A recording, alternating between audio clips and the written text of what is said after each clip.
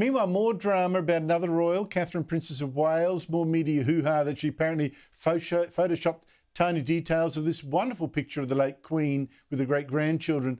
I mean, seriously, does anyone care?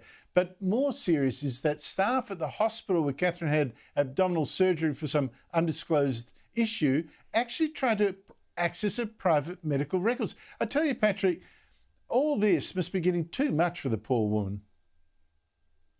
Yeah, absolutely. No, really, really shocking news, this, about the idea that somebody who's unauthorised are trying to access her medical records and presumably sell them off to the highest bidder. It harks back to the really bad old days as well of journalism in this country, and also as well, you know, kind of investigative stuff that used to go on at hospitals. They are launching an investigation. One thing I will say though, Andrew, is that this has been an absolute PR disaster, not caused by Kate, but for whoever the muppets are that are advising them or doing their media. You know, the Photoshop picture is one thing, creating a vacuum after vacuum after vacuum, a couple of other mysterious pictures. Then we've got this video of them at a farm shop that emerged that was filmed on someone's phone, again sold off to the highest bidder. Anyone could have done anything with that. They have completely lost control of the PR of our future king and queen during their greatest hours of need. And I think when the dust settles on this, they will have to really consider whether or not the people that they've got around them advising them have been doing a good job, because they've got enough on, all right? And she obviously is very, very unwell. And the last thing they need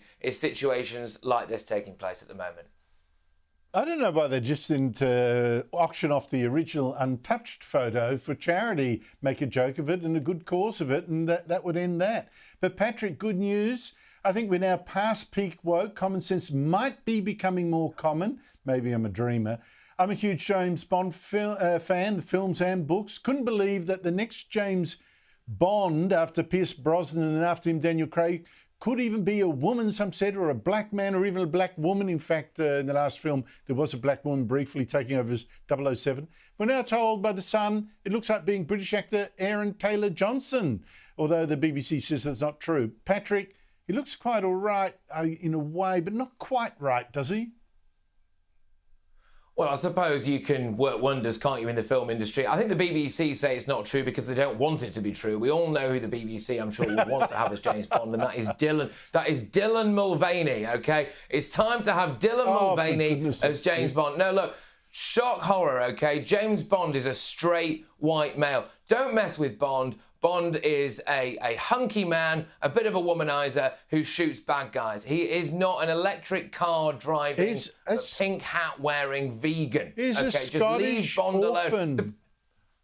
Leave him alone, Patrick. Leave him alone. Absolutely. That's it from me. Thank you for your time.